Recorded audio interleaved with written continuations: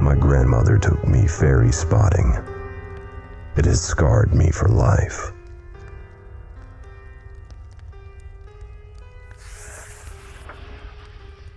On Saturdays, Grandma took me fairy spotting. We'd catch the 9:36 train to Houston Station, cross the underpass, and then spend hours wandering through Ravenscroft Forest, hand in hand. At the far side of the giant lake, behind a hanging wall of vines, there was this super secret spot only we knew about. A flat patch of grass, perfect for midday picnics. While we munched fruit scones and sipped hot tea from a thermos, Grandma would point toward a nearby oak tree, huge and brown and dappled with moss.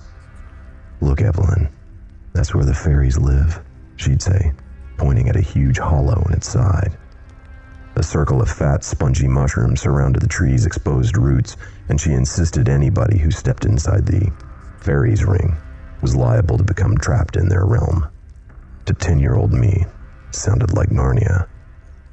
All I wanted, more than anything, was to catch a glimpse of these magical creatures.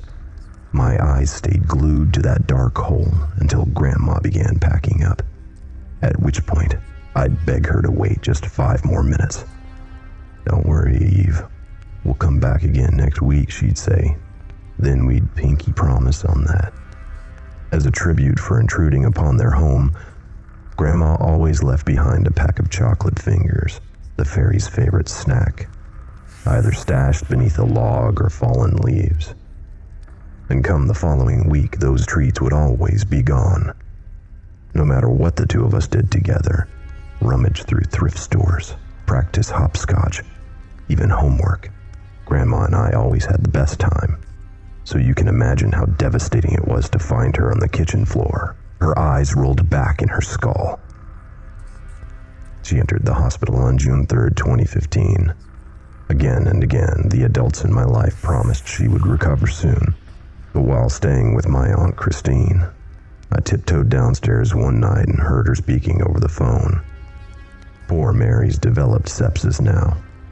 Even if she miraculously pulls through, she'll be too weak to look after Evelyn. When we next visited, Grandma breathed through a respirator, her arms purple from all the ugly bruises. I grabbed Aunt Christine's hand and told her we had to go to Ravenscroft right away. Perhaps in exchange for chocolate fingers, the fairies would grant a wish like in the old stories. With a sympathetic voice, she explained Grandma needed us close by right now, not wishes. Upset, I bolted out of the ward, doctors and nurses calling after me. I blitzed straight past the car park, caught the next train to Houston, and used my pocket money to buy the biggest pack of fingers imaginable. Beyond the underpass, a bearded man handed over a flyer protesting the council's decision to fell Ravenscroft and develop a block of flats, which I folded into my pocket, mumbling, "Thank you." At the fairy tree, I set the chocolates outside the circle and said, "I don't know if you're listening, but I really, really need a wish to come true. Please make my grandmother better, please." I sat there with my legs crossed until dusk. By then, there'd been zero sign of any fairies. And what's worse, Aunt Christine would now be absolutely furious with me. Angry at the stupid fairies, I shouted, "Thanks for nothing," and then kicked the head off the closest mushroom. I shoved past the ivy wall and stomped along the trail until, out of nowhere, there came a flutter of wings from the direction of the tree. I spun around, seeing nothing. Had the fairies heard my wish? I shoved back through the vines but didn't uncover any mythical creatures. Only a scrawny girl, roughly my age and dressed in a strange blouse, cramming chocolate fingers into her pie hole at a pace that put hippos to shame. "Are you a fairy?" I asked as I slowly approached her. Like me, she had curly blonde hair, except hers stuck out in all directions, almost feral. "I'm no fairy," she snapped, her mouth half full. "Then, what are you?" "I'm a girl. I contemplated this. Why are your clothes so weird? Why are yours weird? Weird? What was weird about a pink sweater with a unicorn picture? I said, you shouldn't eat those biscuits. I left them for the fairies. That was silly. Didn't anybody tell you fairies make believe? Are not. Are too. My hands balled into fists. Well, either way, I paid for them, and you're just shoveling them into your gob. After a loud burp, she said, got any more? I shook my head, and with that, she ducked inside the hollow. You could at least say thank you, I shouted. No reply. I stepped over the mushrooms, went right up to the hollow, and peeked inside. The girl had vanished. But how? Just then, Grandma's warning echoed through my mind. Was this how changelings lured children into their realm? If that were true, though, what had I to lose? Without a wish, Grandma might not last much longer. One step into the darkened space, the ground gave way, and I toppled forward. My chin landed in a clod of wet dirt. I stood spitting moss and dead leaves. I'd landed outside the tree. But wait, hadn't I fallen into it? How did that work? This hardly seemed important. Overhead storm clouds were brewing, and the sun had almost set. Not wanting to become lost overnight, I started back toward the trail. Immediately, there was some sensory confusion. Instead of an ivy wall, crisscrossed skeletal branches now thrashed around, shaken by a powerful gale, and the grass had a fresh layer of dew as though it recently stopped raining. I wormed my way through the branches and searched for familiar landmarks, doubling back once, twice, and soon finding myself stumbling around blind in the dark, hoping a late straggler out for a walk would come to my rescue. I called out for help, again and again. Hello, a male voice eventually shouted back. I'm lost. Please help, I shouted, racing past a thick grove of trees in the direction of the sound. But as a heavy pair of boots stomped along, I skidded to a halt. I'm not sure why I suddenly got spooked. Perhaps it was the sour stench that accompanied the approaching silhouette, or maybe the harsh, grating quality in its voice, which I could now hear clearly above the groaning air. In any case, I got this powerful sense. I didn't want to be seen. Quickly, I broke from the path and threw my back flat against the far side of an ash tree. I squeezed my eyes shut, my entire body shivering as the voice circled my position. Where are ye, darling? Coming out. Then, out of nowhere, something brushed my arm.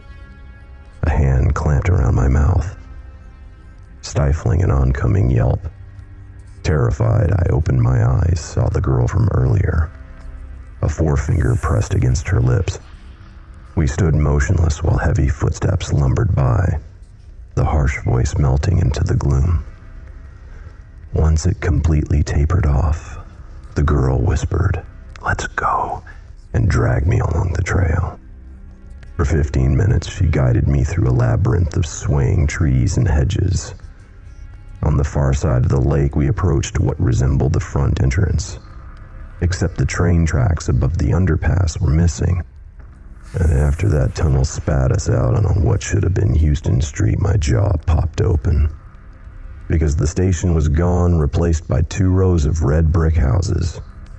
Black posts with arches at the top stood guard every 20 meters or so. And there was no clear boundary between road and pavement. Was this the fairies' realm? Unconcerned by this, the girl pulled me through a narrow archway, into a cobblestone path pinched between 2 buildings. Still catching my breath, I said, "The overpass." "The what?" "The train track." "Oh, that. It doesn't exist yet." I stared at her, dumbfounded. "You've traveled back in time," she said, like this was no big deal. In response to my bemused expression, she added, "When you climb inside the tree, you travel through time." "You're lying." Although my conscious mind remained in denial, my senses all recognized this as true. How else could you explain Houston Street's magical rearrangement? "Why is that so hard to believe?" the girl asked, irritated. "Didn't you believe in fairies 20 minutes ago?"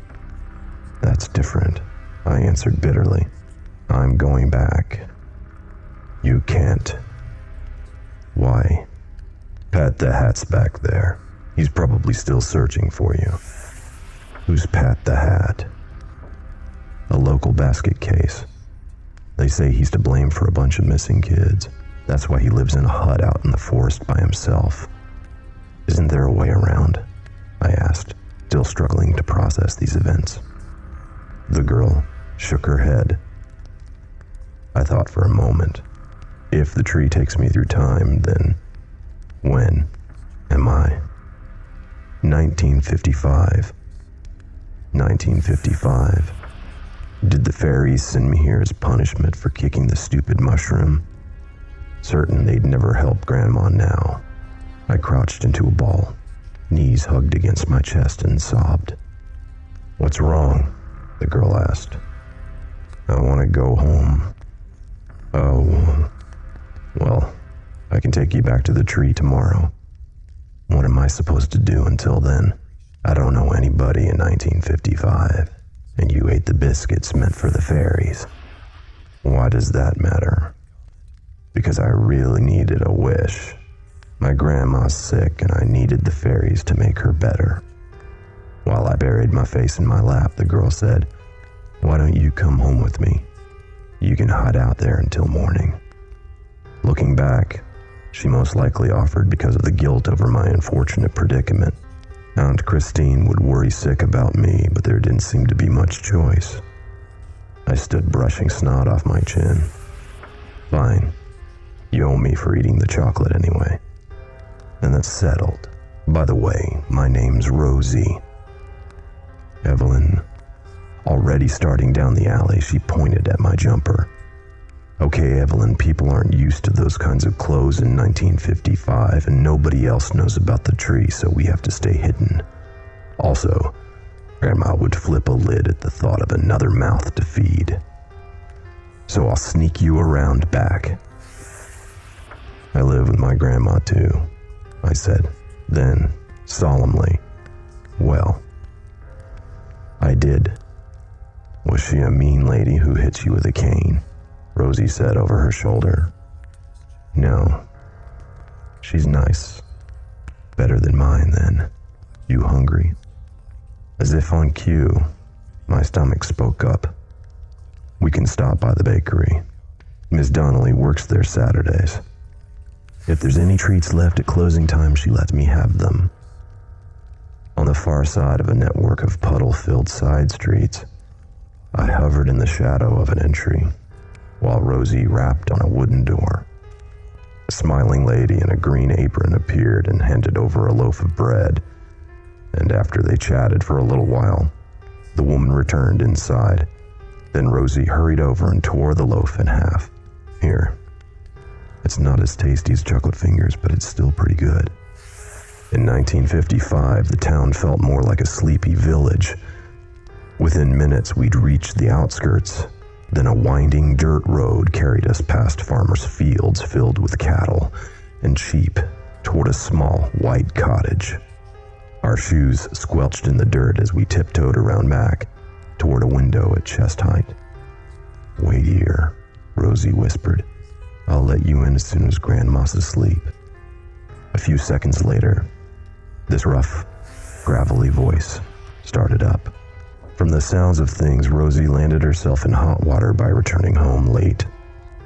To guard against the howling wind, I rubbed my arms until the window swiveled open, and then my guide pulled me inside a cramped bedroom with a simple wardrobe and tiny bed. Black grime crawled up stone walls, and the only clue a girl slept there was a red-haired doll resting on a wicker chair in one corner. "Soon as I finish my chores tomorrow, I'll take you back to the tree," Rosie said. "You can borrow my old clothes, so we don't have to sneak around." Old lady's snores, harsher than a chainsaw, blasted through the wall while she laid out some sheets and a mat along the floor, since one girl could barely fit in the bed. Never mind two. After we tucked in, I looked up at Rosie and whispered, "How come you know so much about this time travel stuff anyway?" Propping herself up on one elbow, she took a deep breath and started into the story. Rosie's grandma had a nasty temper, and anytime chores needed done, she'd wrap this big black cane around her granddaughter's neck and spit orders. On her 9th birthday, Rosie had been in such a rush to finish her errands and play, she didn't double-check the banana she purchased from the greengrocer, which meant she missed a bruised spot. At the sight of this, her grandmother stood wielding the cane like a sword. Before things got hairy, Rosie flew out the door all the way down the lane, and she didn't stop running until she hit Ravenscroft Forest, where she mindlessly kicked around dirt until she happened across a tree with a giant hollow in its side. That seemed as good a place as any to hide and cry, so she crawled inside the hole. Immediately the ground gave way. Then she landed flat on her chest. She spat out leaves and glanced around. Nearby, an elderly lady sat picnicking. "Hungry?" the lady asked as she offered Rosie chocolate fingers. Although Rosie knew not to accept things from strangers, this one had a warm, inviting demeanor. Plus, she really loved chocolate, which she hardly ever got. While they ate, the lady explained Rosie had tumbled into the future and proved this by showing off a high-tech gadget that, from the description, sounded like a mobile phone. After they ate, Rosie announced she wasn't going home, ever. Anytime beat the past. Unfortunately, the mysterious lady explained staying would be far too dangerous. As a compromise, the lady promised she'd leave more treats. "Next time you're hungry, scared, or sick of your grandma, come back here. I'll hide more chocolate for you, but Rosie, don't wander too far. If you wind up trapped in the future, that would be very bad." And so, Rosie routinely visited that same spot. Sometimes there were snacks, sometimes there weren't. And once on Christmas Day, a red-haired dolly greeted her. But whatever the case, she never saw that old lady again. "And I never even got to thank her," Rosie said, her story ending on a down note. "Wait a minute," I replied, excited. "My grandma left treats when we went for picnics. Did the lady say her name?" "Mary, I think." "That's her," I said, a little too enthusiastically.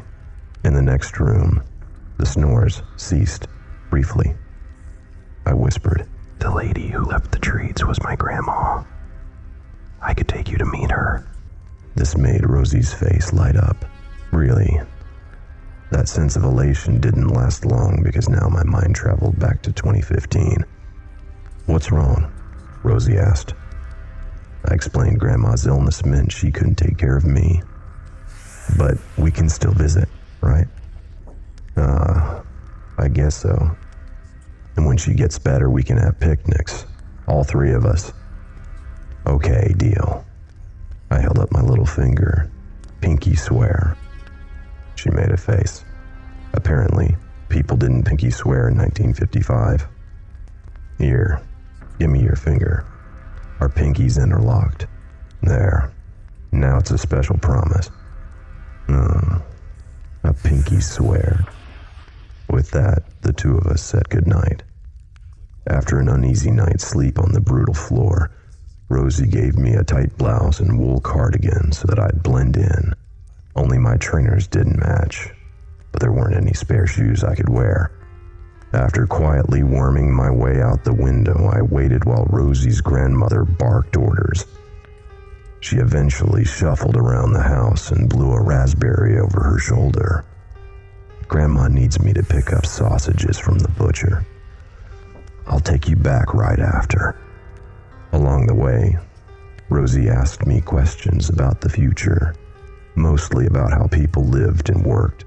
She couldn't understand the concept of the internet and refused to believe two men would walk on the moon in less than 20 years. Halfway into town from across the trail, a group of girls playing hopscotch called Rosie a gobdaw, which didn't sound especially friendly. She ignored them at first, their insults growing louder and meaner, until she finally snapped and said, "What do you want?" They challenged her to a game of hopscotch. Stepping forward, I said, "I've got this. Grandma and I played all the time." Rosie told the girls I was her cousin. They remarked on my strange shoes, and whenever I used words or phrases not common in 1955, shot each other funny looks. But in the end, none of that mattered once I beat them 3 times over, blowing 1 raspberry apiece. In order to reach town faster, Rosie taught me scudding, which was when you hitch a ride on the back of a carriage. One milkman carried us half a mile before he heard our stifled laughter and ground to a halt. The 2 of us took off giggling, him shaking his fist. It was the first fun I'd had since Grandma took ill.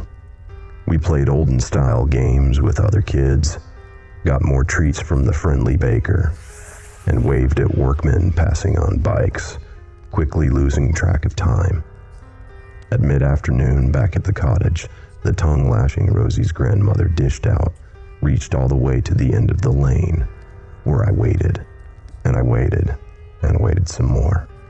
"Sorry, Grandma grounded me," Rosie said, finally reappearing. "I had to wait until she took a nap. We better beat feet," she said, with a glance at the sun, now cut in half by the horizon. Dusk had already crept along by the time we reached Ravenscroft.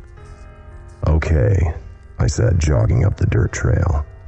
"Here's what we'll do. I'll go home and smooth things out with my aunt. Then tomorrow at midday, I'll bring you a disguise, and we'll go see Grandma." Rosie stopped and held up her little finger. "Pinky swear." As we stood there, fingers interlocked, a branch snapped somewhere close. Then a sour stench drifted toward us. Our heads whipped in the direction of the sound, where 30 feet ahead and draped in shadows, a towering figure regarded us from the murk.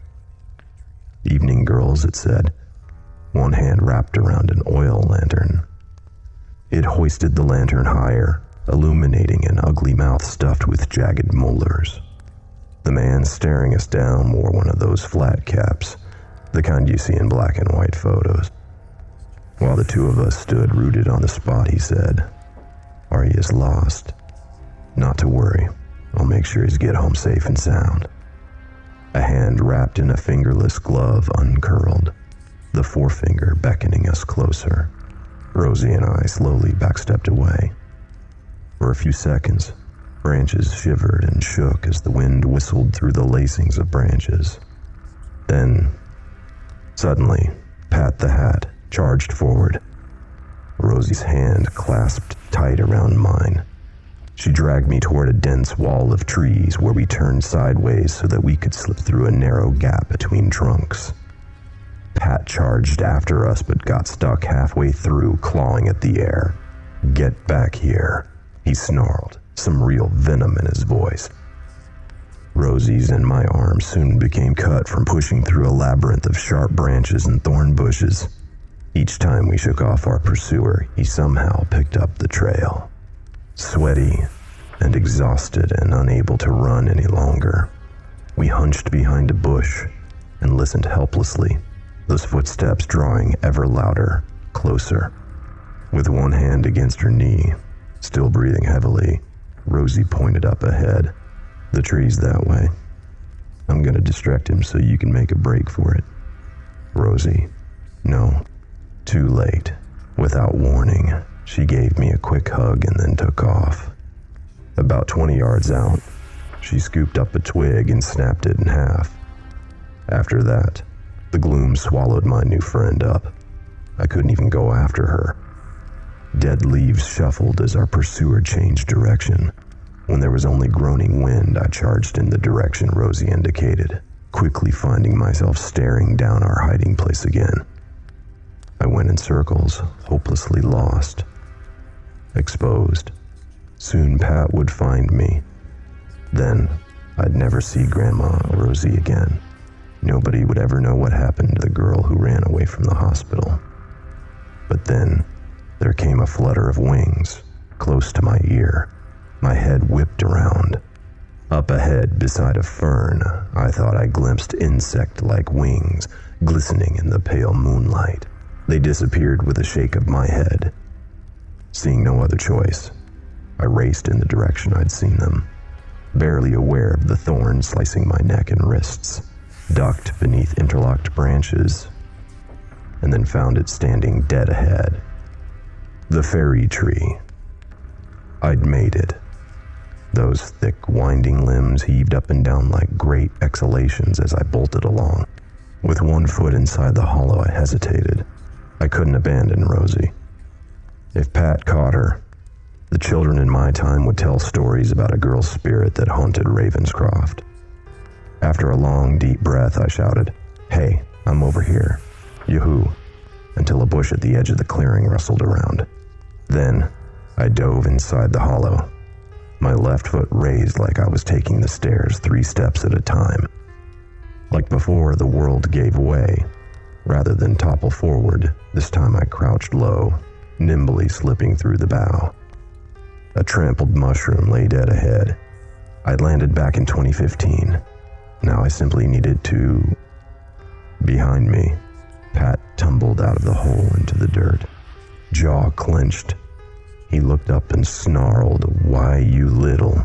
The scream that escaped my mouth was so loud Rosie must have heard it back in 1955. My legs carried me past the ivy wall, furiously working at top speed. Despite my efforts to shake Pat, he stayed hot on my tail, his hand swiping at the back of my neck every few seconds. Past a grove of trees, rippling moonlight appeared before me, and right as my pursuer clenched a fistful of hair, we both tumbled down an embankment, crashing against jagged rocks along the way. As my foot bent, at an odd angle, a sharp bolt of pain raced along my right thigh. The black water hit like an ice bath. Bubbles spewed from my mouth while I twisted in every direction, blindly searching for the surface. Suddenly, arms clamped around my waist. They hoisted me out of the water and lay me on a level patch of grass, still gagging on brackish liquid and soggy leaves. Before I even managed that first breath, 2 hands covered with wet, fingerless gloves wrapped tight around my throat. My skull felt like a balloon with too much air. Above me, Pat screamed that he should kill me, that he was going to kill me.